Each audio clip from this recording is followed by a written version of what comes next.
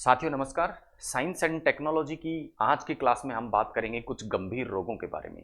उन्हीं में से एक गंभीर रोग है कोरोना या कोविड-19 उसे नाम दिया गया था। भली भांति आप सभी लोग कोविड-19 से परिचित हैं। तो आइए सबसे पहले नाम के साथ शुरुआत करते हैं। कोविड-19 के यदि नाम को विस्तारित रूप में हम देखें तो उसका तात्पर्य है कोरोना वायरस डिजीज 19। 19 इसमें इसलिए लगा है क्योंकि ये सबसे पहले विश्व में इसका पहला जो मामला आया था वो 2019 में वुहान चीन में सामने आया था, इसीलिए इसका नाम के साथ में क्या जुड़ा हुआ है, 19 जुड़ा हुआ है, ये अंक जुड़ा हुआ है। उसके बाद दो और शब्द आपको दिखाई दे रहे हैं, कोरोना वायरस। कोविड-19 में दो और शब्द आपको दिखाई दे रहे हैं, कोरोना वायरस। तो वायरस का तात्पर्य है कि ये रोग किसके द्वारा फैला, वायरस के द्वारा फैला। ठीक है। दूसरा वायरस कौन सी फैमिली का था, वो कोरोना फैमिली का वायरस था। तो हम कह सकते हैं कि कोविड-19 का जो फैलाव हुआ था वो उस वायरस के द्वारा हुआ था जो कि कोरोना फैमिली के अंतर्गत आता है। अब फैमिली शब्द जुड़ गया, इसका मतलब इस फैमिली में इस वायरस जिसके कारण कोरोना फैला उसके अतिरिक्त अन्य वायरस भी होंगे। सबसे पहले बात करते हैं उस वायरस की जिसके कारण कोरोना फैला। कोरोना जो फैला था या कोविड-19 जो फैला था वो एक स्पेसिफिक वायरस जो कि कोरोना फैमिली के अंतर्गत आता है उससे फैला था और उसका नाम क्या था, उसका नाम था सार्स कोव 2। अब ये सार्स कोव 2 इसका क्या है, संक्षिप्त नाम है, शॉर्ट नाम है। इसकी यदि फुल फॉर्म को हम देखें तो इसका तात्पर्य है, सार्स कोव 2 का तात्पर्य है sewer acute respiratory syndrome corona virus 2 नाम से इसे क्या किया गया, जाना गया। अब यहाँ पे दो शब्द लगा हुआ है, इसका मतलब क्या है कि इससे पूर्व भी इस प्रकार के वायरस का संक्रमण विश्व में पहले हो चुका था।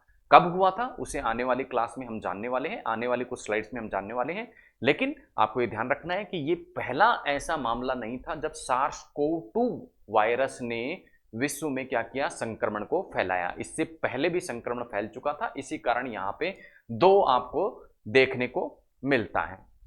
अब जैसा मैंने आपको बताया सार्स कोव 2 किस फैमिली का वायरस है, कोरोना फैमिली का वायरस है। और कोरोना फैमिली के वायरस में, कोरोना फैमिली में इस सार्स कोव 2 के अतिरिक्त कुछ अन्य वायरस भी सम्मिलित हैं जो किसी भी व्यक्ति में क्या कर सकते हैं, सामान्य जुकाम से लेके गंभीर श्वसन संक्रमण तक पैदा कर सकते हैं। तो सबसे पहली चीज तो कोरोना फैमिली के वायरस क्या करते हैं, श्वसन तंत्र को प्रभावित करते हैं। न केवल व्यक्तियों अर्थात न केवल मनुष्यों अपितु अन्य स्तनधारी और पक्षियों को भी ये वायरस क्या कर सकते हैं, संक्रमित कर सकते हैं। और इन वायरस में, कोरोना फैमिली के जो वायरस होते हैं, इन वायरस में जो जेनेटिक मटेरियल होता है वो कौन सा होता है, आरएनए होता है। और ऐसे वायरस जिनमें जेनेटिक मटेरियल, जेनेटिक पदार्थ जिनका डीएनए न होकर क्या हो, आरएनए हो, ऐसे वायरस को क्या कह देते हैं, रेट्रो वायरस कह देते हैं। तो सार्स कोव 2 किस प्रकार का वायरस था, ये रेट्रो प्रकार का वायरस था। रेट्रो वायरस क्यों था, क्योंकि इसमें जेनेटिक मटेरियल डीएनए नहीं था, कौन सा था, आरएनए था। और जैसा मैंने आपको बताया ये सामान्य जुकाम से लेकर गंभीर श्वसन रोग तक की क्या कर सकते हैं, पैदा कर सकते हैं स्तनधारियों में और पक्षियों में। इसके अतिरिक्त कुछ और बातें जो कोरोना के बारे में हमें जाननी चाहिए वो है, सबसे पहली चीज कि कोरोना का, जैसे मैंने आपको बताया, कोरोना फैमिली के जो वायरस हैं उन्होंने विश्व में पहली बार, ऐसा नहीं है कि लोगों को संक्रमित किया था, इससे पूर्व भी सार्स वायरस द्वारा 2003 में संक्रमण फैलाया गया था। इसीलिए जो अब वायरस कोरोना फैला है सार्स कोव 2 उसको नाम दिया गया है, क्योंकि 2003 में सार्स प्रकार के वायरस ने ही 2003 में विश्व को संक्रमित किया था। इसी प्रकार कोरोना फैमिली का ही एक वायरस जिसे MERS, middle east respiratory syndrome के लिए उत्तरदायी माना था, वो भी विश्व में पूर्व में संक्रमण फैला चुका था। ठीक है। और ये 2012 में इस प्रकार का संक्रमण विश्व में फैला था। तो हम कह सकते हैं कोरोना फैमिली के द्वारा पहली बार महामारी विश्व में फैलाई गई हो, ऐसा स्थिति नहीं है। इससे पूर्व भी कोरोना फैमिली के कुछ वायरस जानलेवा बीमारी को क्या कर चुके हैं, विश्व में फैला चुके हैं।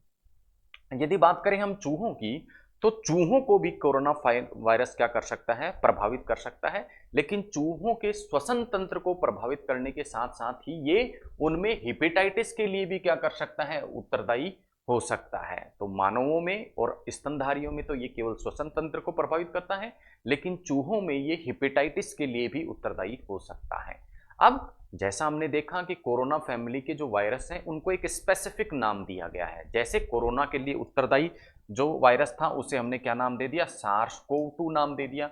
अब ये जो नामकरण किया जाता है ये एक विशिष्ट संस्था के द्वारा किया जाता है जो अंतर्राष्ट्रीय स्तर की एक संस्था है और उस संस्था का नाम है international committee on taxonomy of virus, ठीक है, जो कि WHO के अंतर्गत आती है। इसके द्वारा क्या किया जाता है, जो विश्व में महामारी फैलाते हैं उन वायरसेस का क्या करा जाता है, नामकरण करा जाता है। तो ये हमने एक संक्षिप्त परिचय प्राप्त किया किसके बारे में, कोविड-19 के बारे में। अब कोविड-19 के संक्रमण से जुड़ी हुई कुछ चीजें जो कि बहुत ज्यादा चर्चा में रही थी उनके बारे में हमें जानना क्या है, आवश्यक है, क्योंकि परीक्षा की दृष्टि से ये उपयोगी हो जाती हैं। जो भी खबर चर्चा में रहती है वो परीक्षा की दृष्टि से उपयोगी हो जाती है। इसीलिए कोरोना से संबंधित या कोविड-19 जो बीमारी थी उससे संबंधित कुछ बातों को भी हमारे लिए जानना जरूरी है जो कि चर्चा में रही थी। जैसे दो शब्द आपने सुने थे, एक तो कौन सा, क्वारंटाइन और एक आइसोलेशन। इन दोनों शब्दों को भी हमें जानना जरूरी है। उसके अतिरिक्त ये भी जानना जरूरी है कि सबसे पहले कोरोना विश्व में सामने कहाँ आया। तो वो दिन था 31 दिसंबर 2019 और जगह थी वुहान। वुहान जो कि एक शहर है चीन में। तो चीन के वुहान नामक स्थान पर 31 दिसंबर 2019 को पहली बार जो है कोरोना के संक्रमण का या कोविड-19 के संक्रमण का केस सामने आता है। और ऐसा माना गया कि ये संक्रमण उस व्यक्ति में चमगादड़ से फैला था, अर्थात चमगादड़ से वायरस क्या करा था, मानव के शरीर में प्रवेश किया था, ऐसा माना गया। फिर उसके बाद ये कड़ी प्रारंभ होती है और पूरे विश्व में ये वायरस फैल जाता है, सिवाय एक स्थान को छोड़कर, अंटार्कटिका, क्योंकि यहाँ तापमान क्या रहता है, काफी कम रहता है, इसलिए वायरस यहाँ अपनी प्रतिकूल स्थितियों के कारण क्या नहीं कर पाता, संक्रमण नहीं फैला पाया था। अंटार्कटिका के अलावा विश्व में संपूर्ण जो देश है उसको इसने प्रभावित किया था। अब बात करें WHO की, तो WHO ने 2019 में हालांकि पहला मामला सामने आता है, लेकिन जैसे जैसे इसकी गंभीरता बढ़ती जाती है उसके बाद 11 मार्च 2020 वो दिन होता है जब WHO क्या करता है, इसे महामारी घोषित करता है। तो आपको ध्यान रखना है कि महामारी, किसी भी बीमारी को घोषित करने की संस्था कौन सी है, WHO। तो फिलहाल 11 मार्च 2020 को कोरोना को महामारी घोषित कर दिया गया, किसके द्वारा, WHO के द्वारा। बात करें अब इसके संक्रमण की, कि संक्रमण किस प्रकार से फैला। जैसे मैंने आपको बताया वुहान से स्टार्ट हुआ और संपूर्ण देश तक फैल दिया। इसका मतलब हाईली क्या थी, ये कम्युनिकेबल डिजीज थी। हाईली कम्युनिकेबल डिजीज मतलब संक्रमण बहुत तेजी से फैल रहा था और तेजी से फैलने का कारण था इसका संक्रमण न केवल प्रत्यक्ष संपर्क, यानी एक रोगी दूसरे स्वस्थ व्यक्ति से न केवल प्रत्यक्ष संपर्क करे उसके माध्यम से फैला, अपितु अप्रत्यक्ष तरीकों से भी इसका संक्रमण फैल रहा था। और जैसे ही कोई व्यक्ति ऐसे वायु के संपर्क में आ गया जिसमें ड्रॉपलेट था, किसका, रोगी का, वो किसमें आ गया, संक्रमण की चपेट में आ गया। इसीलिए इतनी तेजी से ये वायरस संपूर्ण देश में या यूं कह सकते हैं संपूर्ण विश्व में फैलता है। अब इसके लक्षणों की यदि बात करें कि संक्रमण के लक्षण क्या थे, तो हमने देखा था संक्रमण के जो लक्षण थे वो अलग अलग व्यक्तियों में अलग अलग प्रकार के थे। कुछ व्यक्तियों में सामान्य जुकाम पैदा करके ही ये संक्रमण क्या हो गया, समाप्त हो गया, लेकिन कुछ लोगों में इसने गंभीर जो है श्वसन तंत्र संक्रमण किया जिससे व्यक्तियों की मृत्यु भी कारित हुई। सामान्य लक्षणों की यदि बात करें तो बुखार, खांसी, जुकाम, दस्त, गंध चले जाना, किसी भी चीज की गंध आना बंद हो जाना, खुशबू आना बंद हो जाना और न्यूमोनिया हो जाना, इस प्रकार के लक्षण कोरोना वायरस द्वारा क्या किए गए थे, प्रकट किए गए थे। अब दो शब्द बड़े चर्चा में रहे थे, एक तो कौन सा, क्वारंटाइन और एक आइसोलेशन। क्वारंटाइन और आइसोलेशन सभी आप परिचित होंगे, लेकिन टेक्निकली क्या इनका मतलब होता है, आइए उनको समझ लेते हैं। क्वारंटाइन या आइसोलेशन जो शब्द हैं चिकित्सा क्षेत्र में बहुत पहले से मौजूद थे, लेकिन चूंकि सामान्य जो जनता है उसके लिए ये लोकप्रिय या कह सकते हैं उनके नज़र में जब आते हैं जब कोरोना का संक्रमण होता है। तो आइए आधिकारिक रूप से इनका मतलब समझ लेते हैं। टेक्निकल रूप से क्वारंटाइन का मतलब यदि हम बात करें तो क्वारंटाइन का तात्पर्य है जब कोई भी व्यक्ति क्या हो जाए, कोई भी व्यक्ति किसी संक्रमित व्यक्ति से, कैसे संक्रमित व्यक्ति से, ऐसे संक्रमित व्यक्ति से संपर्क में आ जाए जिसमें ऐसा संक्रमण है जो वायु के द्वारा फैल सकता है, तो उस संक्रमित व्यक्ति को कुछ समय तक अपने घर पर या हॉस्पिटल में अन्य व्यक्तियों से अलग रखा जाता है। इसी को क्या कह दिया जाता है, क्वारंटाइन। और कोरोना के लिए ये पीरियड कितना डिसाइड किया गया था, 14 दिन। अलग अलग रोगों के लिए अलग अलग प्रकार की क्वारंटाइन अवधि होती है, लेकिन कोरोना के लिए कितनी निर्धारित की गई थी, 14 दिन निर्धारित की गई थी। और ये अवधि डिपेंड करती है जो रोगाणु है उसके लाइफ साइकिल में। सामान्यतः ये माना गया कि 14 दिन में कोरोना वायरस अपनी लाइफ साइकिल जो है पूरा करके समाप्त हो जाता है व्यक्ति के शरीर में, इसलिए 14 दिन की क्वारंटाइन अवधि को रखा गया। दूसरा शब्द जो हमें सुनने को मिलता था वो था आइसोलेशन। आइसोलेशन उन व्यक्तियों का किया जाता है जिनमें या तो स्वयं क्या हो गए, संक्रमित हो गए। अब संक्रमित होने के पश्चात चाहे उनमें लक्षण हो या नहीं हो, संक्रमण के लक्षण हो या नहीं हो, उनको क्या किया जाता है, रखा जाता है अन्य लोगों से अलग, तो उसको क्या कह दिया जाता है, आइसोलेशन। ठीक है, तो क्वारंटाइन के अंतर्गत क्या किया जाता है, उस व्यक्ति को अलग रखा जाता है जो संक्रमित व्यक्ति के संपर्क में आ चुका हो, चाहे उसमें संक्रमण हुआ हो या ना हो। और आइसोलेशन के अंतर्गत ऐसे व्यक्तियों को अलग से रखा जाता है जो व्यक्ति या तो संक्रमित हो या संक्रमण तो ना हो लेकिन संक्रमण के लक्षण उसमें दिख रहे हों, तो ऐसे व्यक्तियों को 13 दिन के लिए अलग रखा जाता है, या फिर कितने दिन के लिए, 10 दिन के लिए अलग रखा जाता है। अब 10 दिन कब और 13 दिन कब? 13 दिन तो तब जब उस व्यक्ति में संक्रमण के लक्षण दिख रहे हों, चाहे वो संक्रमित हो या ना हो। और 10 दिन कब? जब व्यक्ति में संक्रमण के लक्षण तो नहीं दिख रहे हों लेकिन वो संक्रमित हो, तब 10 दिन के लिए उसको क्या रखा जाता है, अलग रखा जाता है। तो आइसोलेशन की अवधि तो कितनी रखी गई, 10 दिन और 13 दिन, जबकि क्वारंटाइन की अवधि कितनी रखी गई थी, 14 दिन। तो ये थे कुछ शब्द जो उस दौरान, कोरोना संक्रमण के दौरान समाचार पत्रों में हमें देखने को मिलते थे। अब बात करते हैं टेस्ट की। जब भी कोई संक्रमण होता है तो उसका पता कैसे लगता है, जांच के द्वारा। कोविड-19 के लिए भी कुछ जांचें उस समय प्रचलित थी। आइए देखते हैं कौन कौन सी जांचें कोविड-19 के लिए प्रचलन में रही। सबसे पहली इस प्रकार की जांच थी आरटीडी, जिसे कहा जाता है रैपिड डायग्नोस्टिक टेस्ट या एंटीजन टेस्ट। दूसरी थी आरटीपीसीआर, जिसे क्यूपीसीआर के नाम से भी जाना जाता है। और तीसरा है एंटीबॉडी टेस्ट। सबसे पहले हम बात करेंगे पहले प्रकार की जो जांच है, जिसे रैपिड डायग्नोस्टिक टेस्ट या एंटीजन टेस्ट कहा जाता है। तो आइए इसको जूम करके इसकी सबसे पहले हम क्या करते हैं, बात करते हैं। हम बात कर रहे हैं किसकी, सबसे पहले आरटीडी, या इसकी जो फुल फॉर्म है वो क्या है, रैपिड डायग्नोस्टिक टेस्ट, या इसे एंटीजन टेस्ट भी कहते हैं। अब इस टेस्ट के सिद्धांत को समझने से पहले आपको एक चीज समझनी होगी कि जब भी कोई भी रोगाणु क्या करता है, हमारे शरीर पर हमला करता है, चाहे वो वायरस हो, चाहे बैक्टीरिया हो, किसी भी प्रकार का पैथोजन हो, उसको शरीर किसके रूप में पहचानता है, एंटीजन के रूप में पहचानता है। किस रूप में पहचानता है, एंटीजन के रूप में पहचानता है। एंटीजन के रूप में पहचान कर ली।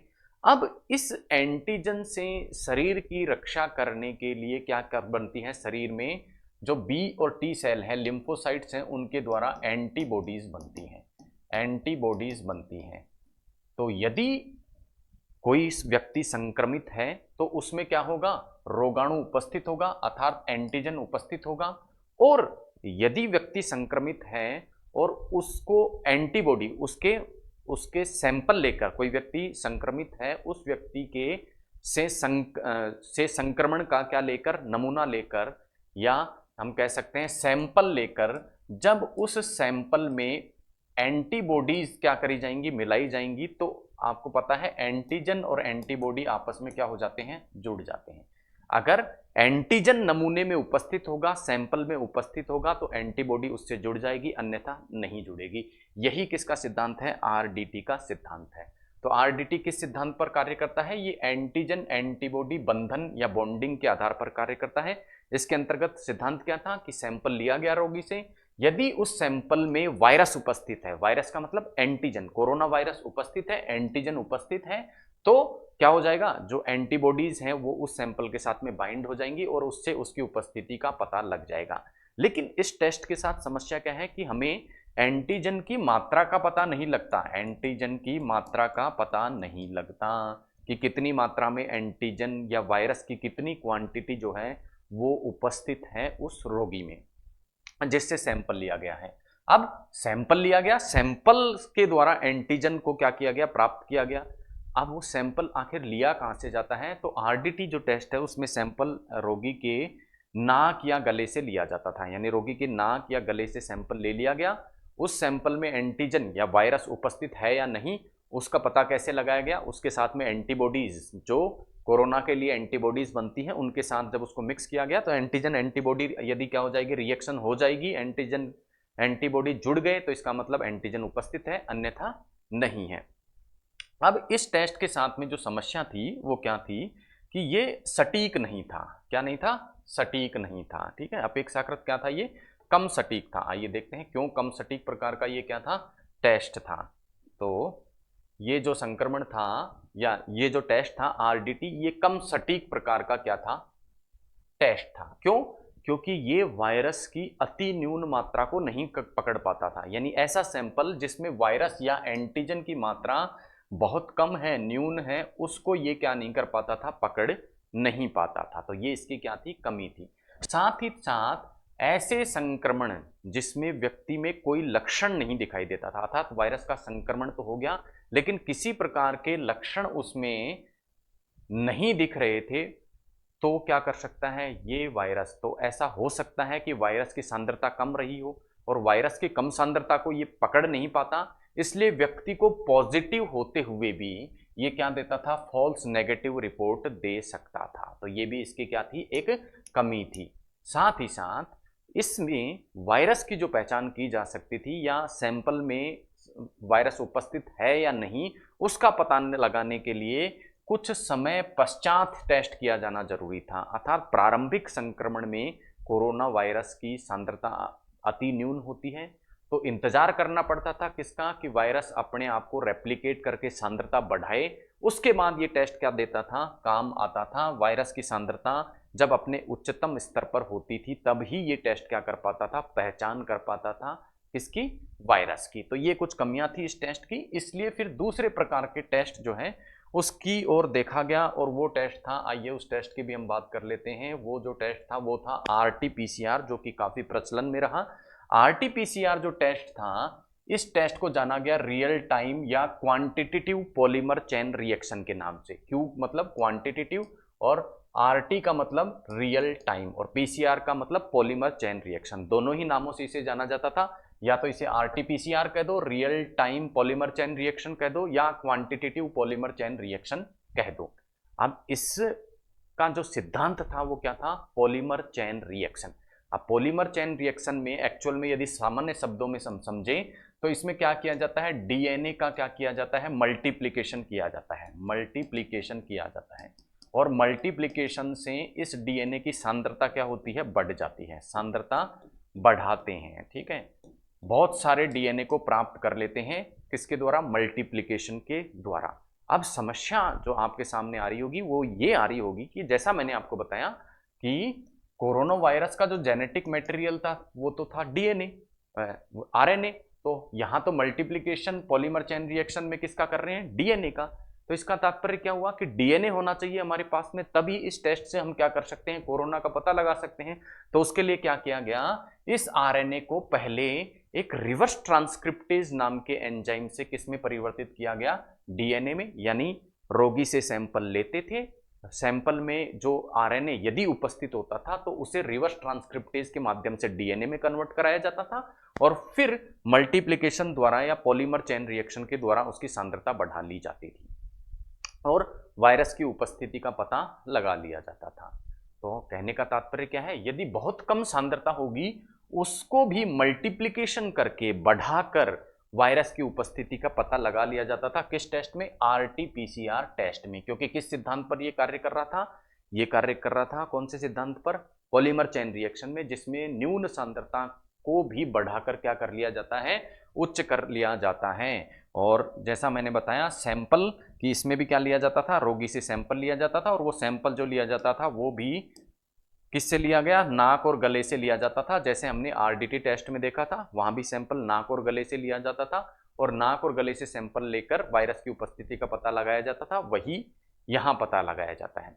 अब ये जो टेस्ट है, जैसा मैंने आपको बताया, अति न्यून सांद्रता को क्या कर लेता है? पकड़ लेता है। अति न्यून सांद्रता को पकड़ लेने के कारण ये टेस्ट क्या है? बहुत ज्यादा सटीक था, कम से कम मात्रा को भी पकड़ लेता था। लेकिन बहुत ज्यादा सटीक होने के कारण कई बार ये टेस्ट क्या दे देता था? फॉल्स पॉजिटिव रिपोर्ट, यानी वायरस उपस्थित नहीं है तो भी सैंपल में वायरस की उपस्थिति को दिखा देता था। तो ये इस टेस्ट की क्या थी? एक कमी थी। उसके बाद तीसरे प्रकार के टेस्ट की हम बात करते हैं और वो टेस्ट था एंटीबॉडी टेस्ट। आइए एंटीबॉडी टेस्ट की ओर बात कर लेते हैं हम। एंटीबॉडी टेस्ट, तीसरा प्रकार का जो टेस्ट कोरोना के लिए प्रचलित था वो था एंटीबॉडी टेस्ट। कौन सा? Antibody test. तो आइए एंटीबॉडी टेस्ट के बारे में बात करें। जैसा कि नाम से स्पष्ट है, इसके अंतर्गत कोरोना वायरस के रेस्पॉन्स में, जब भी मैंने आपको बताया कोई भी वायरस का संक्रमण होता है तो उसको शरीर एंटीजन के रूप में लेता है। किस रूप में लेता है? एंटीजन के रूप में। और उस एंटीजन के प्रति शरीर में क्या बनती है? एंटीबॉडीज बनती हैं। एंटीबॉडीज कहाँ बनती है? रक्त में। कहाँ बनती है? रक्त में। तो अर्थात यदि किसी व्यक्ति को कोरोना वायरस का संक्रमण है तो निश्चित रूप से उसके ब्लड में उसके प्रति क्या बनी होंगी? एंटीबॉडी बनी होंगी। तो यदि किसी व्यक्ति के रक्त का परीक्षण कर लिया जाए तो हमें पता लग सकता है कि वो व्यक्ति कोरोना वायरस से संक्रमित हुआ था या नहीं हुआ था। तो सैंपल कहां से लिया जाता है? चूंकि एंटीबॉडीज रक्त में होती है तो सैंपल कहां से लिया जाता है? रक्त से लिया जाता है। बहुत ही सटीक क्या है ये? परीक्षण है, क्योंकि निश्चित रूप से यदि संक्रमण हुआ होगा तो ही एंटीबॉडी बनी होंगी, अन्यथा नहीं बनी होंगी। इस कारण ये फॉल्स रिपोर्ट नहीं देता है। क्या नहीं देता है? फॉल्स रिपोर्ट नहीं देता है। अब एंटीजन के संक्रमण से एंटीबॉडी बनने की जो प्रक्रिया है उसमें क्या लगता है? कुछ समय लगता है। क्या लगता है? कुछ समय लगता है। तो जैसे ही मान लो आज किसी व्यक्ति को संक्रमण हुआ और कल ही यदि उस व्यक्ति के रक्त का परीक्षण कर लिया जाए तो उसमें एंटीबॉडी नहीं मिलेंगी, क्योंकि एंटीबॉडी डेवलप होने में कुछ समय लगता है। उस रोग के प्रति एंटीबॉडी डेवलप होने में कुछ समय लगता है। तो इस कारण ये जो टेस्ट था ये कुछ समय लेके क्या करता था? रिपोर्ट देता था। तो ये एक प्रकार की कमी थी इस टेस्ट की। आइए कुछ और बातें इन टेस्टों के बारे में देखते हैं। लगने वाले समय की यदि हम बात करें तो आरटीडी टेस्ट से जो रिपोर्ट मिल जाती थी वो केवल 30 मिनट में रिपोर्ट मिल जाती थी कि व्यक्ति संक्रमित है या नहीं है। जबकि आरटीपीसीआर टेस्ट में डीएनए का एम्प्लीफिकेशन किया जाता था, इसलिए लगने वाला समय क्या था? ज्यादा था। 2 से लेके 5 घंटे में क्या मिलती थी? रिपोर्ट मिलती थी। एंटीबॉडी टेस्ट भी 30 मिनट में, क्योंकि उसमें क्या करता है? ब्लड सैंपल लेके उसमें एंटीबॉडीज का ही क्या करना होता है? टेस्ट करना होता है। किसी प्रकार का मल्टीप्लीकेशन यहां भी नहीं करना होता है। आरटीडी टेस्ट को आसानी से कोई व्यक्ति अपने घर पर भी कर सकता है, इसलिए घर, अस्पताल और लैब तीनों ही जगह ये टेस्ट कोरोना के जांच के लिए किया जाता था। इसी प्रकार आरटीपीसीआर या पीसीआर, क्यूपीसीआर जो टेस्ट होता था वो चूंकि डीएनए का मल्टीप्लिकेशन उसमें शामिल है, इसलिए कुछ उपकरणों की सहायता वहां आवश्यक होती है। अतः घर पर यह टेस्ट नहीं किया जा सकता था, केवल हॉस्पिटल और लैब में ही आरटीपीसीआर टेस्ट संभव है।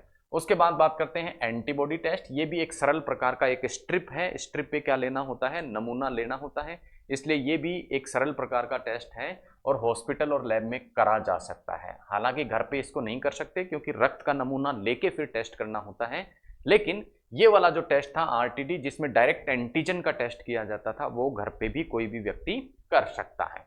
अब चूंकि इसकी कोई खास मशीनरी या उपकरण की आवश्यकता आरटीटी टेस्ट में नहीं होती, ये क्या होता है? सस्ता होता है। आरटीपीसीआर टेस्ट प्राकृतिक रूप से महंगा होगा। क्यों? क्योंकि मशीनों की आवश्यकता होती है इसमें। और एंटीबॉडी टेस्ट रक्त से किया जाता है, ये क्या होता है? सस्ता होता है। तो सबसे जटिल प्रकार की टेक्नोलॉजी या तकनीकी किसमें प्रयोग के लिए जाती थी? आरटीपीसीआर में, इसलिए टेस्ट का होता था, महंगा होता था। ठीक है। आरटीडी जो टेस्ट है वो मास टेस्टिंग के लिए, यानी किसी समुदाय में संक्रमण का स्तर क्या है उसको नापने के लिए रैंडमली लोगों का क्या लिया जाता था? आरटीटी के तहत क्या लिया जाता था? सैंपल लिया जाता था। और आरटीपीसीआर मुख्यतः इंडिविजुअल, व्यक्तिगत रूप से कोई व्यक्ति संक्रमित है या नहीं उसका पता लगाने के लिए, यानी सरकार अपना सर्वे जब करती थी कोरोना के लिए तो कौन से प्रकार का टेस्ट करती थी? आरटीडी। लेकिन कोई व्यक्तिगत रूप से अपना टेस्ट करवाना चाहता है, कोई विदेश से कोई व्यक्ति आया है उसका व्यक्तिगत रूप से टेस्ट करना है, तो उसके लिए आरटीपीसीआर टेस्ट का क्या लिया जाता था? सारा लिया जाता था। इसका सारा क्यों नहीं? क्योंकि ये कई बार क्या देता था? फॉल्स नेगेटिव रिपोर्ट, यानी जो आदमी पॉजिटिव है उसको भी नेगेटिव दिखा देता था। इसलिए सावधानी के तौर पर व्यक्तिगत रूप से टेस्ट करना होता था, तो आरटीपीसीआर का टेस्ट का सारा लिया जाता था। अब एंटीबॉडी टेस्ट में मैंने जैसे आपको बताया कि रक्त में कोरोना वायरस के प्रति बनी हुई एंटीबॉडीज का टेस्ट किया जाता है। तो ये पहले, यानी वर्तमान में व्यक्ति को संक्रमण नहीं है, पूर्व में कोई संक्रमण हुआ था और पूर्व के संक्रमण के कारण इस एंटीजन के प्रति एंटीबॉडी बन गई थी, तो उसका भी ये पता लगा लेता है। तो कह सकते हैं कि पहले के संक्रमण का पता भी एंटीबॉडी टेस्ट के द्वारा लगाया जा सकता है, लेकिन आरटीडी और आरटीपीसीआर के माध्यम से केवल और केवल वर्तमान समय के संक्रमण का, कि वर्तमान में रोगी संक्रमित है या नहीं, वही पता लगाया जा सकता है। ये थे कुछ टेस्ट जो प्रचलन में थे कोरोना वायरस की जांच के लिए। इसके अतिरिक्त भारत ने कोविड-19 की जांच हेतु एक विशेष प्रकार के टेस्ट को विकसित किया था और उस टेस्ट का नाम था ट्रूनेट टेस्ट। और ये जो टेस्ट था, ये एक चिप बेस्ड इलेक्ट्रॉनिक चिप होती थी। उस इलेक्ट्रॉनिक चिप के द्वारा क्या किया जाता था, आरटीपीसीआर के सिद्धांत पर किसकी जांच की जाती थी, कोरोना की जांच की जाती थी। लेकिन इसका फायदा क्या था, आरटीपीसीआर में जैसा हमने देखा सैंपल के रिपोर्ट मिलने में 2 से 5 घंटे लगते थे, लेकिन इस ट्रूनेट ने उस समय को क्या कर दिया था, कम कर दिया था। तो ट्रूनेट टेस्ट क्या था, एक चिप बेस्ड टेस्ट था, आरटीपीसीआर सिद्धांत पर कार्य करता है और कम समय में कोरोना वायरस की क्या कर सकता है, रिपोर्ट दे सकता है। और इस ट्रूनेट टेस्ट को ICMR, Indian council of medical research है, उसने क्या कर दिया था, अधिकृत कर दिया था, मान्यता दे दी थी, लेकिन डब्ल्यूएचओ ने इसे मान्यता नहीं दी थी। ट्रूनेट टेस्ट न केवल कोरोना के लिए अपितु टीबी के लिए भी किया जाता है, और टीबी के लिए ये जो टेस्ट ट्रूनेट प्रकार का किया जाता है उसको डब्ल्यूएचओ भी अपनी मान्यता क्या कर चुका है, दे चुका है। तो ध्यान रखना है, ट्रूनेट टेस्ट को भारत के संदर्भ में डब्ल्यूएचओ ने मान्यता नहीं दी थी कोरोना वायरस के लिए, लेकिन टीबी के टेस्ट के लिए ये मान्यता प्राप्त है डब्ल्यूएचओ से। अब एक और टेस्ट आपने कोरोना के समय सुना होगा, सीटी वैल्यू या सीटी टेस्ट। अब ये सीटी टेस्ट क्यों किया जाता था, देखिए सीटी टेस्ट सबसे पहली चीज तो कोरोना वायरस के संक्रमण का पता लगाने के लिए नहीं था कि कोरोना वायरस है या नहीं है। सीटी टेस्ट कब किया जाता था, यदि संक्रमण होता था तो उस संक्रमण का मनुष्य के फेफड़ों पर असर कितना है, फेफड़ों पर असर क्या है, उस असर को मापने के लिए क्या किया जाता था, सीटी टेस्ट किया जाता था। तो ध्यान रखना है, सीटी टेस्ट जो कि कोरोना वायरस के संक्रमण के समय काफी आपको सुनने को मिला था, तो वो सीटी टेस्ट किसकी बात करता था, फेफड़ों के संक्रमण की स्थिति क्या है, वो वायरस का संक्रमण है या नहीं इस बात को पता नहीं लगाता था, केवल फेफड़ों की स्थिति उस संक्रमण के कारण कैसी है उसका पता लगाता था। क्योंकि कोरोना वायरस किसको प्रभावित कर रहा है, श्वसन तंत्र को प्रभावित कर रहा था, इसलिए श्वसन तंत्र पर किस प्रकार का प्रभाव है, फेफड़ों पर किस प्रकार का प्रभाव है, ये जांचने के लिए सीटी टेस्ट किया जाता था। अब जब भी कोई महामारी इस प्रकार से डेवलप होती है तो उसके लिए क्या बनती है, वैक्सीन बनती है। क्या बनती है, वैक्सीन बनती है। वैक्सीन क्या होती है इसको हम पिछली क्लास में जान चुके हैं, थोड़ा सा फिर से मैं आपको बता दूं। वैक्सीन का तात्पर्य होता है किसी भी रोगाणु के प्रति, किसी भी रोगाणु के प्रति शरीर को प्रतिरोधकता प्रदान करने के लिए जो चीज शरीर को दी जाती है, व्यक्ति को दी जाती है, वही क्या होती है, वैक्सीन होती है, या टीका उसको हिंदी में कह दिया जाता है। कोरोना वायरस के लिए भी कई प्रकार की वैक्सीन जो है वो डेवलप की गई। वैक्सीन का सिद्धांत क्या होता है कि इन वैक्सीन में क्या होता है, या तो एंटीजन होता है, ठीक है। अब आप कहेंगे एंटीजन तो खुद रोगाणु जनक स्थिति होती है, एंटीजन किसको बोलते हैं, ऐसा कोई भी पदार्थ जो शरीर को रोग दे दे वो एंटीजन होता है। अब वैक्सीन में यदि हम एंटीजन दे देंगे तो इसका तात्पर्य हम रोग दे रहे हैं मनुष्य को, लेकिन ये एंटीजन जो कि वैक्सीन में प्रयोग किए जाते हैं या तो मृत या कमजोर होते हैं, और कमजोर और मृत जो वायरस है उसको मनुष्य के शरीर के अंदर प्रवेश कराया जाता है, जिससे उसके शरीर में उस वायरस के प्रति एंटीबॉडी बनने लग जाएं, ठीक है, शरीर में क्या बनने लग जाएं, एंटीबॉडी बनने लग जाएं। तो कुल मिलाकर एंटीबॉडीज के डेवलपमेंट के लिए, कि शरीर में व्यक्ति के एंटीबॉडी बनने लग जाएं, उसके लिए वैक्सीन दी जाती है। दो रूपों में दी जा सकती है, या तो एंटीजन के रूप में या डायरेक्ट ही एंटीबॉडी को शरीर में प्रवेश करा दिया जाए, ठीक है। तो डायरेक्ट एंटीबॉडी को यदि प्रवेश करा दिया जाए तो ये निष्क्रिय विधि कहलाती है वैक्सीनेशन की, और ये क्या कहलाती है, एक्टिव विधि कहलाती है, या सक्रिय विधि कहलाती है, जिसमें मृत जो रोगाणु है या कमजोर रोगाणु है उसको शरीर में प्रवेश कराया जाता है, और उसके प्रवेश करने से उस रोगाणु के प्रति शरीर में एंटीबॉडीज बन जाती हैं।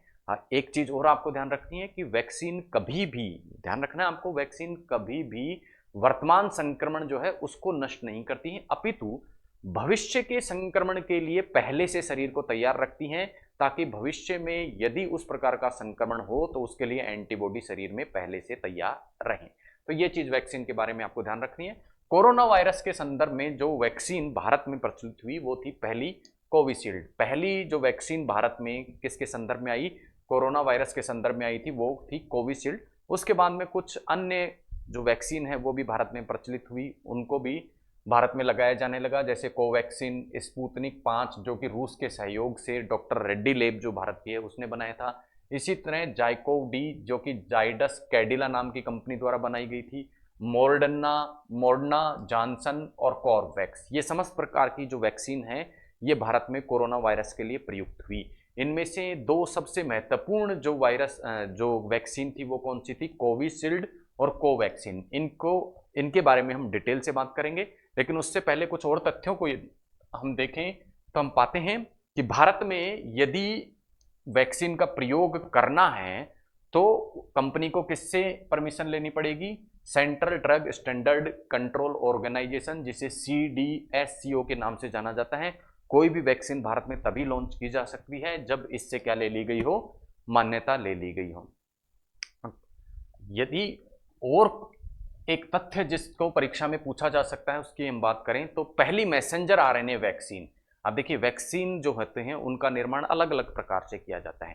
पहला प्रकार मैंने आपको बताया कि जो मृत या कमजोर रोगाणु है उसका शरीर में प्रवेश कराकर या उस रोगाणु के जेनेटिक मटेरियल को शरीर में प्रवेश कराकर यदि वैक्सीन बना दी जाए तो उसे वैक्सीन बनाने की क्या कह देते हैं, एक्टिव मैकेनिज्म या सक्रिय विधि, ठीक है, एक्टिव इम्यूनाइजेशन कहते हैं। और इस प्रकार का पहला प्रयास जिमोकोवा JEMCOVA जैमकोवा नाम की कंपनी द्वारा जैमकोवा 19 नाम की वैक्सीन बनाकर किया गया, जो कि जिनेवा की एक कंपनी थी। ये थे कुछ तथ्य जो वैक्सीन के बारे में परीक्षा की दृष्टि से हमें मालूम होने चाहिए। अब दो प्रमुख वैक्सीन कौन कौन सी, कोविशील्ड और कोवैक्सीन, इनकी तुलनात्मक रूप से एक बार हम बात कर लेते हैं। पहले देखते हैं कोविशील्ड को। कोविशील्ड का जो उत्पादन भारत में किया गया था वो किसके द्वारा किया गया, serum institute of India, Oxford university और एस्ट्राजेनेका, ये तीनों ने सम्मिलित रूप से इसका क्या किया, उत्पादन किया भारत में। कोवैक्सीन स्वदेशी रूप से भारत बायोटेक द्वारा क्या की गई थी, निर्मित की गई थी। तो कोविशील्ड हालांकि उत्पादन इसका भारत में हुआ लेकिन विदेशी सहयोग से किया गया। किसने किया, सीरम इंस्टीट्यूट ऑफ इंडिया ने किया। कोवैक्सीन पूर्णतः भारतीय कंपनी भारत बायोटेक द्वारा विकसित की गई और इस कारण यह पूर्णतः क्या था, भारतीय उत्पाद था। ये वाली जो कोविशील्ड नाम की जो वैक्सीन थी ये वायरस के म्यूटेंट के विरुद्ध भी क्या थी, असरदार थी, लेकिन कोवैक्सीन उससे भी ज्यादा असरदार थी। अब ये म्यूटेंट क्या होते हैं, देखिए वायरस क्या होता है, जब एक शरीर से दूसरे शरीर में प्रवेश करता है तो अपने स्वरूप को बदल देता है। तो अपने स्वरूप को या अपने जेनेटिक मटेरियल में किसी प्रकार का परिवर्तन यदि वायरस संक्रमण के दौरान करता है तो उसे क्या कह दिया जाता है, म्यूटेंट कह दिया जाता है। तो कोरोना वायरस के अलग अलग म्यूटेंट्स के लिए क्या थी, ये कोविशील्ड क्या थी, असरदार तो थी लेकिन अपेक्षाकृत कम असरदार थी, किससे, कोवैक्सीन की अपेक्षा। अब कोविशील्ड के उत्पादन के लिए क्या प्रयुक्त किया गया, एडिनो वायरस का प्रयोग किया गया है। Adeno virus corona virus family से रिलेटेड ही एक वायरस है जो कि चिंपैंजी को क्या करता है, संक्रमित करता है। और इसका प्रयोग किस लिए किया गया, ताकि इस वायरस के विरुद्ध शरीर में एंटीबॉडीज बन जाएं जो कि भविष्य में यदि कोरोना का संक्रमण होता है उसको रोक सकें। जबकि यहां कोवैक्सीन के निर्माण के दौरान क्या प्रयुक्त किया गया, अक्रिय, जैसा मैंने आपको बताया कि वैक्सीन के उत्पादन के दौरान मृत या कमजोर वायरस का प्रयोग किया जाता है, रोगाणु का प्रयोग किया जाता है वैक्सीनेशन डेवलप करने के लिए या एंटीबॉडी शरीर में डेवलप करने के लिए। तो यहां अक्रिय कोरोना वायरस का प्रयोग किया गया। डोज की यदि बात करें तो इसकी 2 डोज व्यक्ति को देनी पड़ती थी, 6 से लेके 8 सप्ताह के अंतर्गत इंजेक्शन के माध्यम से ये डोज दी जाती थी। इसी प्रकार कोवैक्सीन की भी 2 डोज थी लेकिन उनका अंतर कितना था, 4 से लेके 6 सप्ताह का अंतर था। हालांकि यह समय बाद में क्या किया गया, कम किया गया था। संग्रहित करने की यदि बात करें तो कोविशील्ड को 2 से लेके 8 डिग्री के तापमान पर संग्रहित रखना पड़ता था, जबकि कोवैक्सीन को भी 2 से लेके 8 डिग्री तापमान पर संग्रहित रखा जाता था। प्रभावी दर की बात करें कि कितनी इफेक्टिव थी कोविशील्ड, तो 70% लोगों में ये इफेक्टिव थी, जबकि कोवैक्सीन 78% लोगों में क्या थी, इफेक्टिव साबित हुई थी। कई जगह कोविशील्ड के ज्यादा साइड इफेक्ट क्या करे गए, देखे गए अपेक्षाकृत किसके, कोवैक्सीन के। तो साइड इफेक्ट ज्यादा किसने दिखाए, साइड इफेक्ट कोविशील्ड ने ज्यादा दिखाए थे। साइड इफेक्ट किसके ज्यादा, कोविशील्ड के ज्यादा देखे गए। तो ये थी 2 महत्वपूर्ण वैक्सीन जो कि भारत में क्या करी गई थी, कोरोना के संदर्भ में प्रयोग की गई थी। अब कोरोना से जुड़े हुए कुछ अन्य शब्दों की भी हमें जानकारी होनी चाहिए, क्योंकि ये शब्द भी कई बार समाचार पत्रों में क्या कहे थे, छपे थे, कई बार समाचार पत्रों में प्रयोग किए गए थे, तो हो सकता है परीक्षा में इनसे प्रश्न पूछा जा सके। तो उसी प्रकार का शब्द था एक कोवैक्स। कोवैक्स क्या था, एक प्रकार का नेटवर्क था, और वो नेटवर्क किस लिए था, ताकि सभी जो देश हैं उनको कोविड के लिए जो वैक्सीन है वो उपलब्धता सुनिश्चित हो सके। ऐसे देशों को भी जो वैक्सीन का उत्पादन नहीं कर पाए थे उनको भी वैक्सीन की उपलब्धता सुनिश्चित हो, इस प्रकार का एक नेटवर्क बनाया गया। और इसके लिए जो सहयोगी संस्था थी वो कौन सी थी, एक तो गावी, एक यूनिसेफ और एक डब्ल्यूएचओ। यूनिसेफ और डब्ल्यूएचओ आप सभी जानते हैं, यूनिसेफ और डब्ल्यूएचओ वर्ल्ड हेल्थ ऑर्गेनाइजेशन, और यूनिसेफ जो कि बच्चों के लिए कार्यरत एक संस्था है। गावी, गावी एक नया नाम आप सुन रहे हैं, तो गावी का तात्पर्य था गावी द वैक्सीन अलायंस, इसकी फुल फॉर्म थी।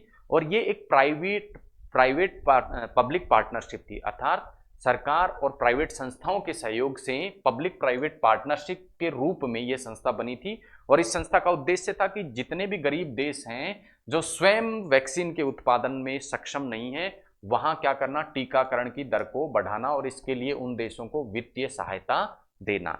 गावी का जो ये नाम आपने देखा, गावी द वैक्सीन अलायंस, ये इसका नया नाम है। क्या है इसका नया नाम है? इससे पूर्व ये एक अन्य नाम से प्रचलित थी और वो नाम था Global Alliance for Vaccine and immunisation.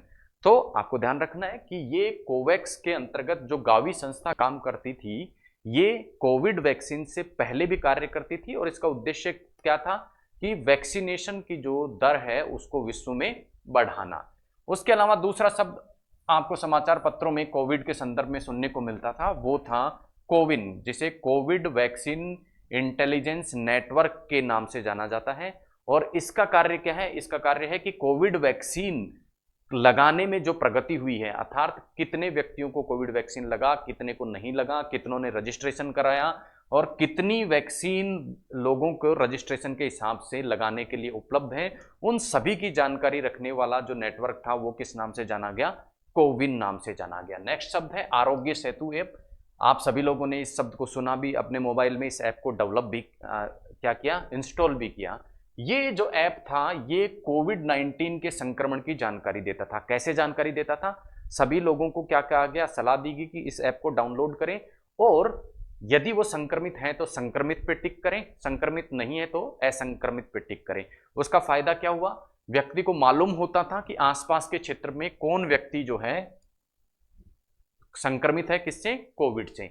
यानी स्वयं दर्ज सूचना के आधार पर कोविड वैक्सीन के संक्रमण का पता इस आरोग्य सेतु ऐप के माध्यम से लगाया जाता था। और ये कोविन जो नेटवर्क जो हमने इससे पहले पढ़ा उससे जुड़ा हुआ था। इलेक्ट्रॉनिक और आईटी मंत्रालय जो भारत सरकार का था उसके अधीन ये कार्य करता है, आरोग्य सेतु ऐप।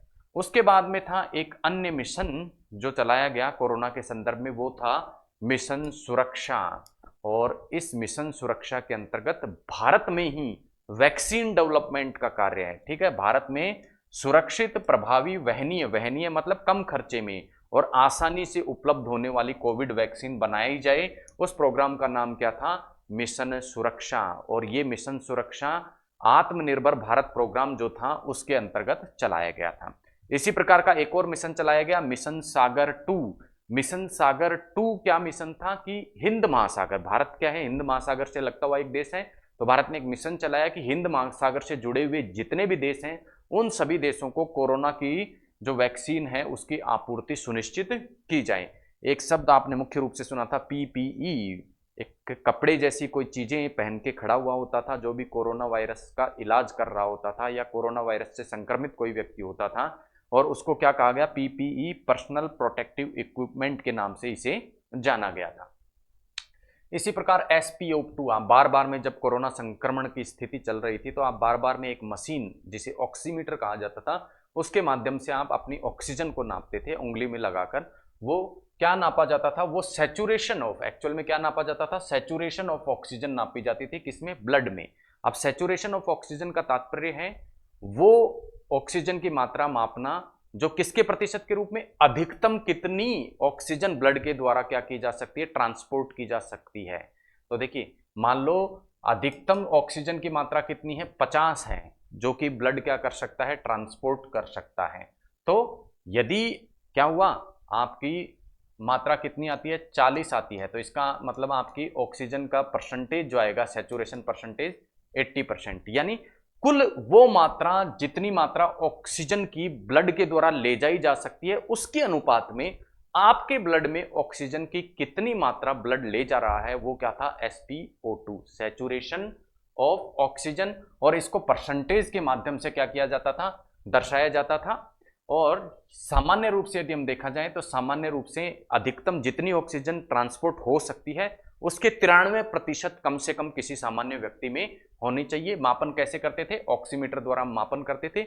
और SpO2 को क्यों मापा जाता था, इसके पीछे क्या उद्देश्य था, क्योंकि जैसा हमने देखा कोरोना वायरस श्वसन तंत्र को प्रभावित करता था, फेफड़ों को प्रभावित करता था, और फेफड़े ऑक्सीजन आपूर्ति का प्रमुख स्रोत हैं हमारे शरीर में। तो यदि फेफड़े किसी प्रकार से प्रभावित हैं तो क्या करेंगे, वो रक्त में ऑक्सीजन को कम मात्रा में क्या करेंगे, ट्रांसपोर्ट करेंगे, कम मात्रा में ऑक्सीजन भेजेंगे। तो इस SpO2 के आधार पर यह अंदाजा लगाया जाता था कि व्यक्ति के फेफड़े ठीक से काम कर रहे हैं या नहीं कर रहे। SpO2 का लेवल सामान्य आ रहा है, इसका मतलब फेफड़े ठीक से काम कर रहे हैं और फेफड़े सही मात्रा में ऑक्सीजन को रक्त तक पहुंचा रहे हैं। यह था इसका उद्देश्य SpO2 मापने का। अब आपने देखा था कि जब भी किसी भी प्रकार का संक्रमण हमारे शरीर में हो जाता है तो डॉक्टर हमें एंटीबायोटिक दवाइयां देता है। अब ये एंटीबायोटिक दवाइयां कोविड-19 पर असर क्यों नहीं करती थी?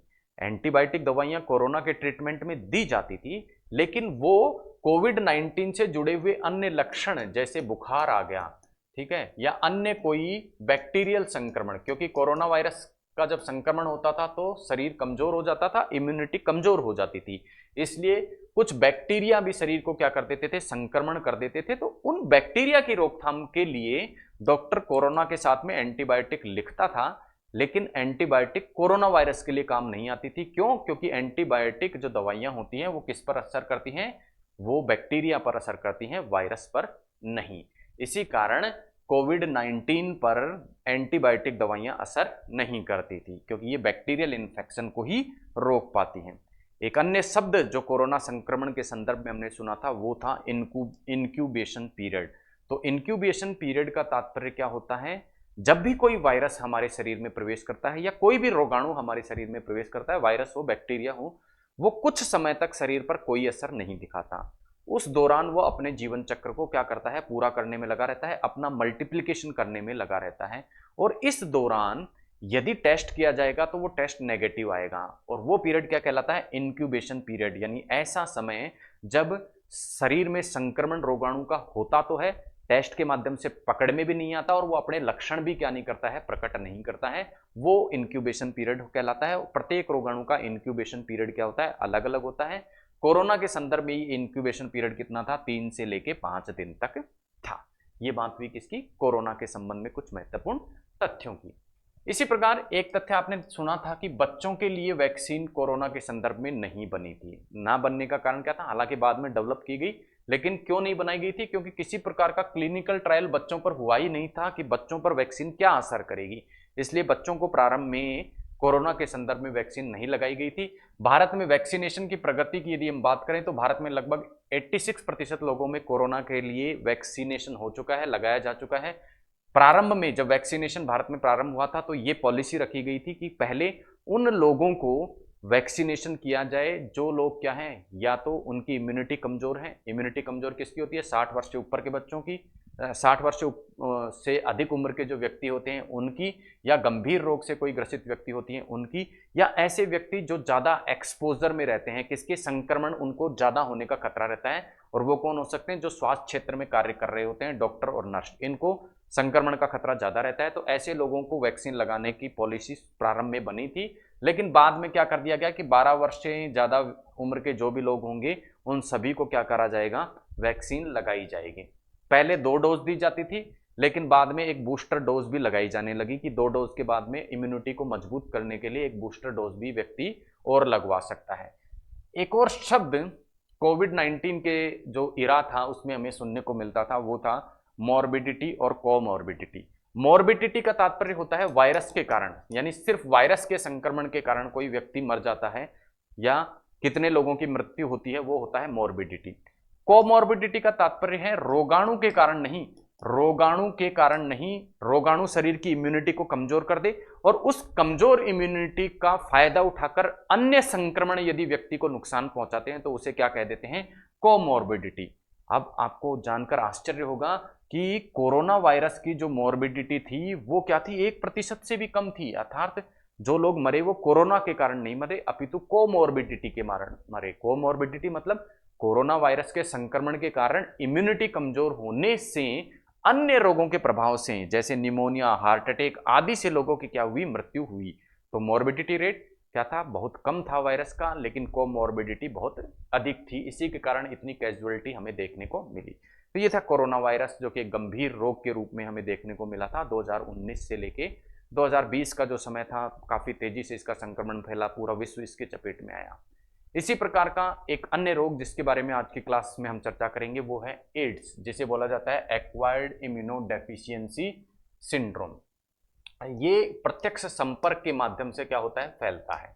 तो कम्युनिकेबल डिजीज तो है, लेकिन अप्रत्यक्ष संपर्क के माध्यम से, जैसे कि कोरोना अप्रत्यक्ष संपर्क से भी फैल रहा था, एड्स या एक्वायर्ड इम्यूनोडेफिशिएंसी सिंड्रोम प्रत्यक्ष संपर्क से ही फैलता है, केवल प्रत्यक्ष संपर्क से फैलता है। और जो वायरस इसके लिए उत्तरदायी होता है वो भी एक रेट्रोवायरस है। तो जैसा हमने देखा था, रेट्रोवायरस क्या होते हैं, ऐसे वायरस जो क्या होते हैं, आरएनए से बने होते हैं, जिनका जेनेटिक मटेरियल क्या होता है, आरएनए। और वायरस का नाम था एचआईवी, ह्यूमन इम्यूनोडेफिशिएंसी वायरस इसके वायरस का नाम होता है, जिसके कारण एड्स रोग फैलता है।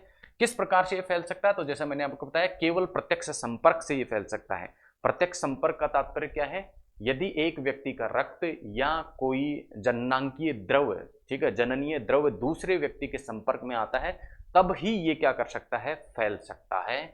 और ये कैसे हो सकता है, या तो असुरक्षित यौन संपर्क व्यक्ति बनाए किसी अन्य व्यक्ति के साथ में, या फिर कृत्रिम रक्तदान, यानी संक्रमित खून जो है अन्य व्यक्ति को चढ़ा दिया जाए, या ऐसी सिरिंज जो कि संक्रमित व्यक्ति ने प्रयोग की है उस सिरिंज को दूसरा व्यक्ति प्रयोग कर ले, या मां से गर्भस्थ शिशु को ये वायरस जो है संक्रमित कर सकता है। तो ये हैं संक्रमण के तरीके। अब जब इस वायरस का क्या होता है, संक्रमण होता है, तो कोई भी वायरस जब संक्रमण होता है तो शरीर उसको एंटीजन के रूप में पहचानता है, और एंटीजन को साफ करने के लिए फैगोसाइटिस प्रक्रिया के लिए क्या आती है, मैक्रोफेजेज जो है, मैक्रोफेजेज यहाँ आती हैं। और इन मैक्रोफेजेज में ये क्या कर जाता है, ये एंटीजन या ये वायरस, एचआईवी वायरस जो है वो प्रवेश कर जाता है, और यहाँ ये क्या कर जाता है, रिवर्स ट्रांसक्रिप्शन के माध्यम से, रिवर्स ट्रांसक्रिप्शन के माध्यम से अपने मैसेंजर आरएनए को ये किस में परिवर्तित कर लेता है, डीएनए में। किस में परिवर्तित कर लेता है, डीएनए में, और अपनी बहुत सारी कॉपीज बना देता है। और बहुत सारी कॉपीज बना देता है, उसका परिणाम क्या होता है कि ये अब टी सेल्स के जो CD4 काउंट है, CD4 काउंट मतलब एंटीबॉडी बनाने की क्षमता, इसे सामान्य शब्दों में कह सकते हैं, उनको क्या करने लग जाता है, कम करने लग जाता है। ठीक है, तो जैसे मैंने आपको बताया, ये अपनी प्रतिकृति बनाना चालू कर देता है, कौन, ये वायरस। ठीक है, और ये वायरस प्रतिकृति बनाकर जो टी सेल्स हैं, टी सेल्स का प्रमुख कार्य क्या होता है, एंटीबॉडी का निर्माण करना। ठीक है, किसी भी संक्रमण के विरुद्ध एंटीबॉडी का निर्माण कहाँ होता है, टी सेल्स के द्वारा होता है। तो ये virus, HIV virus, T cells को क्या करने लग जाता है, नष्ट करने लग जाता है। टी सेल नष्ट हो गई तो इसका तात्पर्य क्या हुआ, यदि कोई संक्रमण व्यक्ति में होता है तो उसके प्रति एंटीबॉडीज बनना क्या हो जाएंगी, बंद हो जाएंगी, और व्यक्ति की जो प्रतिरक्षा प्रणाली या इम्यूनिटी है वो गंभीर रूप से प्रभावित हो जाती है। इसी कारण क्या होता है, एड्स होने की स्थिति में व्यक्ति की इम्यूनिटी इतनी कमजोर हो जाती है कि वो सामान्य से संक्रमण से भी बहुत ज्यादा क्या हो जाता है, बीमार हो जाता है, और उस व्यक्ति को बुखार, दस्त और अन्य गंभीर संक्रमण होने की प्रबल संभावना हो जाती है। अब ये सारी जो प्रक्रिया होती है वो क्विकली नहीं होती, अपितु वायरस का संक्रमण जब व्यक्ति के शरीर में प्रवेश करता है उसके बाद 2 से लेकर 10 साल तक वो इंक्यूबेशन पीरियड दर्शाता है, अर्थात कोई लक्षण शरीर में प्रकट नहीं करता है, लेकिन कुछ समय पश्चात इस प्रकार के लक्षण वो दिखाने लग जाता है। अब इस वायरस का जो टेस्ट किया जाता है वो टेस्ट किसके माध्यम से किया जाता है, एलाइजा के माध्यम से किया जाता है, जिसका पूरा नाम है एंजाइम लिंक्ड इम्यूनोसॉर्बेंट एसे। और इसके अंतर्गत क्या किया जाता है, इस वायरस, कौन सा, एचआईवी वायरस, जो कि एंटीजन के रूप में शरीर द्वारा लिया जाएगा, और इसके लिए एंटीबॉडीज शरीर में बनाई जाएंगी। इन एंटीबॉडीज की उपस्थिति के आधार पर एचआईवी इन्फेक्शन का पता लगाया जाता है, किसके माध्यम से, एलाइजा टेस्ट के माध्यम से। तो ये क्या HIV वायरस के प्रति एंटीबॉडीज का क्या करता है, एलाइजा मापन करता है।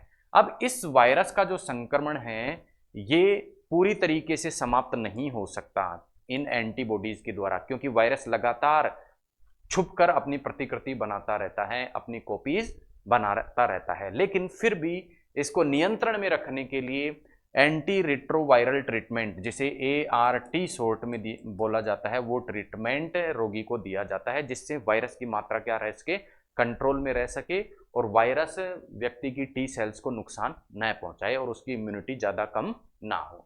ये था एक अन्य गंभीर रोग एड्स के नाम से जिसे जाना जाता है। तो दो रोगों की हम बात कर चुके हैं, कोविड और एड्स। नेक्स्ट जो रोग हम देखने वाले हैं वो है कैंसर। ये भी एक खतरनाक रोग है जो कि जीन में गड़बड़ी के कारण क्या होता है, प्रायः व्यक्ति को क्या करता है, प्रभावित करता है। जीन में गड़बड़ी के कारण क्या होता है, प्रभावित करता है। और किस प्रकार के जीन में गड़बड़ी हो जाती है, ऐसे जीन जो कोशिका विभाजन को क्या करते हैं, नियंत्रित करते हैं। ठीक है, कोशिका विभाजन को नियंत्रित करने वाले जीन। देखिए कैंसर एक्चुअल में क्या होता है, जब कोई कोशिका क्या करती है, विभाजन करने लगती है। शरीर में प्रत्येक कोशिका क्या करती है, समय समय पर अपना विभाजन करके संख्या को बढ़ाती है। लेकिन यदि यही विभाजन क्या हो जाए, रुके ही नहीं और अनियंत्रित रूप से होने लग जाए, तो ये शरीर के अन्य अंगों को या सामान्य जो फंक्शन है शरीर के अंगों के, उसको क्या करने लग जाते हैं, प्रभावित करने लग जाते हैं। और इसी को क्या कह दिया जाता है, कैंसर कह दिया जाता है। अब ये जो कैंसर होता है वो दो प्रकार का होता है। कितने प्रकार का होता है, दो प्रकार का होता है। एक तो बिनाइन और एक मैलिग्नेंट। बिनाइन का तात्पर्य क्या है कि कैंसर की जो सेल्स बनी है वो केवल जिस अंग में बनी है उस अंग तक ही क्या रहें, अंग तक ही सीमित रहें, दूसरी जगह न फैले, तो उसे बिनाइन प्रकार का कैंसर कह दिया जाता है। और दूसरा मैलिग्नेंट। मैलिग्नेंट का तात्पर्य क्या है कि जो विभाजित कोशिका, यानी जो कैंसरग्रस्त कोशिका है वो विभाजित होने लग जाए। ठीक है, विभाजित होने लग जाए और विभाजित होकर अन्य उत्तक अंग और रक्त में प्रवेश कर जाए, तो उस स्थिति को क्या बोल देते हैं, मैलिग्नेंट कैंसर बोल देते हैं। और इससे जगह जगह क्या होने लगता है, व्यक्ति के शरीर में ट्यूमर का निर्माण होने लग जाता है और उसे मेटास्टेटिस की कंडीशन कहते हैं। अब हमने देखा था कि कैंसर का तात्पर्य है कोशिकाओं का अनियंत्रित रूप से विभाजन। तो कोशिका का, जब किसी भी कोशिका का सामान्य रूप से भी व्यक्ति में क्या होता है, विभाजन होता है, लेकिन एक निश्चित कोशिकाओं की संख्या बनाने के पश्चात ये विभाजन क्या हो जाता है, रुक जाता है। सामान्य रूप में विभाजन क्या हो जाता है, रुक जाता है। और इसको रोकने के लिए निश्चित जीन होते हैं। और कई बार ये जीन किस प्रकार से कार्य करते हैं कि आपस में किसके स्पर्श, कोशिका स्पर्श से आगे विभाजन रुकना, यानी इतनी मात्रा में कोशिकाएं हो गई कि ये अब ये आपस में अड़ गई, तो शरीर को क्या पता लग जाता है, सिग्नल मिल जाता है कि क्या करना है, विभाजन को आगे रोकना है। और ये सिग्नल कौन देता है, एक विशिष्ट प्रकार के जीन देते हैं। इन जीन्स में यदि कोई गड़बड़ी हो जाती है तो पता ही नहीं चलता शरीर को कि कितना विभाजन, पता ही नहीं चलता कोशिका को कि कितना विभाजन करके रुकना है। उस स्थिति को हम क्या कह देते हैं, कैंसर कह देते हैं। और ये जो कैंसर होता है वो कुछ पर्यावरणीय कारकों से भी हो सकता है। मैंने आपको बताया जीन में गड़बड़ी के कारण होता है, लेकिन कुछ पर्यावरणीय कारक जो हैं उस जीन गड़बड़ी को प्रेरित कर सकते हैं। जैसे एक्स किरणें, गामा किरणें, यूवी रेज, धूम्रपान कोई व्यक्ति करता है, किसी व्यक्ति को माँ बाप से इस प्रकार के जीन प्राप्त होते हैं, या फिर कुछ प्रकार के विषाणु भी इस प्रकार की स्थिति को पैदा करते हैं जिन्हें ओंको विषाणु कहते हैं। ये पर्यावरणीय कारक भी क्या कर सकते हैं, कैंसर को प्रेरित कर सकते हैं। यदि किसी व्यक्ति को कैंसर हो जाता है तो उसकी अगली पीढ़ी में कैंसर होने की संभावना है वो हालांकि बढ़ जाती है, लेकिन जरूरी नहीं है कि उसकी अगली पीढ़ी को कैंसर हो ही। तो कैंसर रोग जरूरी नहीं है कि आनुवांशिक रूप से अगली पीढ़ी में जाए ही, जा भी सकता है, नहीं भी जा सकता, लेकिन संभावनाएं बढ़ जाती हैं। अब जैसे मैंने आपको बताया कैंसर के लिए उत्तरदायी क्या होता है, जीन होते हैं। कौन कौन से जीन मुख्य रूप से देखने को मिलते हैं, एक तो सेलुलर ऑन्कोजीन और एक प्रोटो ऑन्कोजीन। ये दो जीन ऐसे होते हैं जो कि कोशिका विभाजन को नियंत्रित करते हैं। ये यदि किसी प्रकार से प्रभावित हो जाते हैं तो व्यक्ति को क्या हो सकता है, कैंसर हो सकता है। अब किसी व्यक्ति को यदि कैंसर हो गया, उसका पता लगाने के लिए टेस्ट की यदि हम बात करें तो कुछ प्रकार के टेस्ट उसके लिए किए जाते हैं। पहला जो टेस्ट है वो है बायोप्सी। इसके अंतर्गत सैंपल लिया जाता है उस अंग का जहां कैंसर की संभावना लगती है, और उस अंग से सैंपल लेकर उसकी हिस्टोपैथोलॉजिकल जांच की जाती है और उसके आधार पर पता लगाया जाता है कि ये सेल्स कैंसर सेल है या नहीं है। इसके अलावा रेडियोग्राफी, MRI, CT स्कैन और टोमोग्राफी जैसे टेस्ट भी कैंसर का पता लगाने के लिए क्या किए जाते हैं, उपयोग में लिए जाते हैं। अब बात करें कैंसर के उपचार की, तो कैंसर का उपचार का पहला तरीका है शल्य चिकित्सा, अर्थात वह जगह जहां पर ट्यूमर बने हैं, कैंसर कोशिकाएं विकसित हुई हैं, वहां उनको काटकर अलग कर देना, पहला तरीका ये। दूसरा विकिरण चिकित्सा, जिसे रेडियोग्राफी भी कहते हैं, इसके अंतर्गत विशिष्ट प्रकार की रेज डालकर कैंसर ऊतकों को क्या किया जाता है, नष्ट किया जाता है। और तीसरा तरीका है कीमोथेरेपी। कीमोथेरेपी के अंतर्गत व्यक्ति को कुछ दवा दी जाती है, उसके रक्त में प्रवेशित कराई जाती है दवा, और उनके माध्यम से कैंसर कोशिकाओं को नष्ट किया जाता है। लेकिन इसमें समस्या क्या होती है कि ये कीमोथेरेपी कैंसर ऊतकों के साथ में स्वस्थ ऊतकों को भी नुकसान पहुंचाती है। तो कीमोथेरेपी के साइड इफेक्ट के रूप में व्यक्ति के बाल उड़ना, व्यक्ति को घबराहट होना, बेचैनी होना, इस प्रकार के लक्षण में देखने को मिलते हैं। वेट लॉस हो जाना, दस्त लग जाना, उल्टी लग जाना, इस प्रकार के साइड इफेक्ट कीमोथेरेपी में हमें देखने को मिलते हैं। ये थी तीसरे प्रकार का रोग, कैंसर। अब नेक्स्ट हम जिस रोग की बात करने वाले हैं वो है मधुमेह या डायबिटीज। डायबिटीज या मधुमेह क्यों होता है, उसका कारण है ग्लूकोज एब्जॉर्प्शन की क्षमता। अब ग्लूकोज एब्जॉर्प्शन की क्षमता से पहले हम बात करें, ये जो क्षमता व्यक्ति में पाई जाती है, देखिए कोई भी आहार जब हम ग्रहण करते हैं, वो आहार जो हमारा है भोजन के रूप में हम लेते हैं, ये भोजन अल्टीमेटली किस में परिवर्तित होता है, ग्लूकोज में परिवर्तित होता है, और ग्लूकोज अवशोषित होकर हमारे रक्त में उपस्थित रहता है, और ये ग्लूकोज रक्त के माध्यम से विभिन्न अंगों को ऊर्जा प्रदान करता है, विभिन्न सेल्स को ऊर्जा प्रदान करना है। लेकिन इस ग्लूकोज का उपयोग जो है सेल्स जो कर लेती हैं, उसके अतिरिक्त जो ग्लूकोज रक्त में बचता है, उसको क्लियर करने का कार्य जो करता है वो कौन करता है, एक हार्मोन करता है। कौन सा हार्मोन, इंसुलिन। ठीक है, कौन सा हार्मोन, इंसुलिन हार्मोन। तो इंसुलिन हार्मोन क्या करता है, रक्त में से ग्लूकोज के एब्जॉर्प्शन को क्या करता है, प्रेरित करता है। यदि इंसुलिन द्वारा ये ग्लूकोज रक्त में से एब्जॉर्ब नहीं किया जाएगा तो ये किडनी तक पहुंचकर क्या करता है, वेस्ट के रूप में यूरिन के माध्यम से या पेशाब के माध्यम से बाहर निकलना चालू कर देता है। इस स्थिति को क्या कह देते हैं, डायबिटीज। तो डायबिटीज किससे संबंधित है, इंसुलिन हार्मोन से। और ये इंसुलिन हार्मोन एक अंतःस्रावी ग्रंथि जिसे पैंक्रियाज कहा जाता है, उस पैंक्रियाज के द्वारा स्त्रावित किया जाता है, पैंक्रियाज के द्वारा स्त्रावित किया जाता है। तो पैंक्रियाज क्या स्त्रावित करता है, इंसुलिन हार्मोन, और ये इंसुलिन हार्मोन रक्त में से ग्लूकोज के अवशोषण को प्रेरित करता है।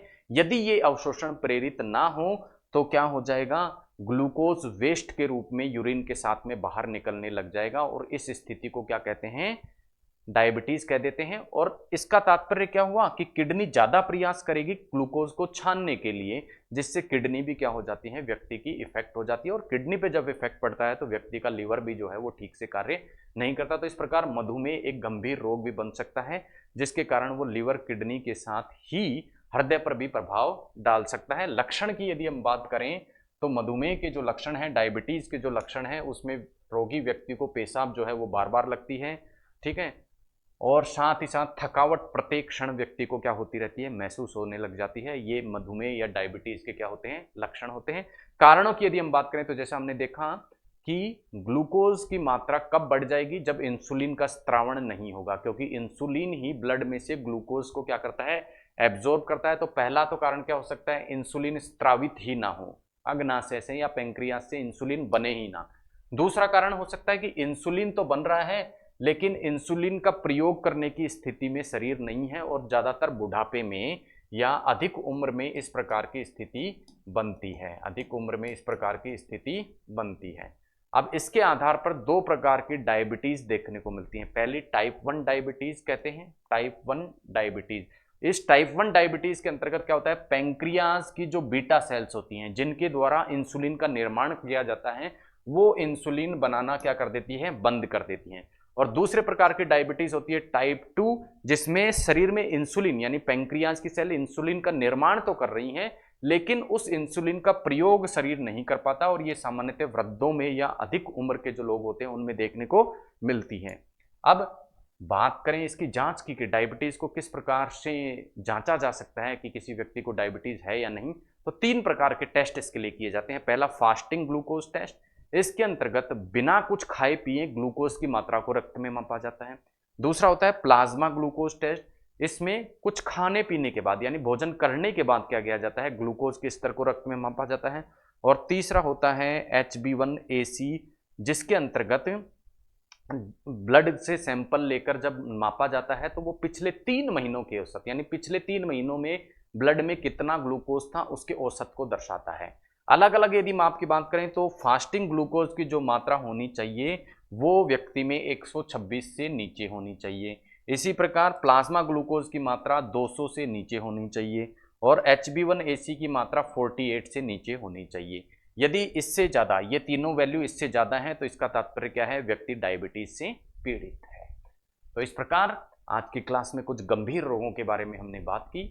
इनमें से कुछ रोग जीवन शैली के कारण या आनुवांशिकता पर निर्भर करते हैं, जैसे डायबिटीज जीवन शैली पर भी निर्भर करता है, आनुवांशिकता पर भी निर्भर करता है, और साथ ही साथ ये जो है ये असंक्रामक है। असंक्रामक मतलब एक व्यक्ति से दूसरे व्यक्ति में नहीं फैलता। इसी प्रकार कैंसर भी क्या है, जीवन शैली से प्रभावित है लेकिन एक व्यक्ति से दूसरे व्यक्ति में नहीं फैलता, असंक्रामक प्रकार का रोग है। जबकि कोविड-19 जिसकी शुरुआत में हमने बात की थी वो क्या है, एक संक्रामक प्रकार का रोग है जो कि प्रत्यक्ष और अप्रत्यक्ष दोनों ही माध्यम से फैलता है। इसी प्रकार हमने एड्स की बात करी, वो भी क्या है, एक संक्रामक रोग है लेकिन प्रत्यक्ष संपर्क के द्वारा ही फैलता है, अप्रत्यक्ष संपर्क द्वारा नहीं फैलता। तो सारे जितने भी गंभीर रोग हैं उनके लक्षणों से लेकर टेस्ट और किस प्रकार से उनका निदान किया जा सकता है, उन सभी के बारे में हमने आज की क्लास में बात की। मिलते हैं ऐसे ही एक टॉपिक के साथ में अगली क्लास में, तब तक के लिए धन्यवाद। जय हिंद।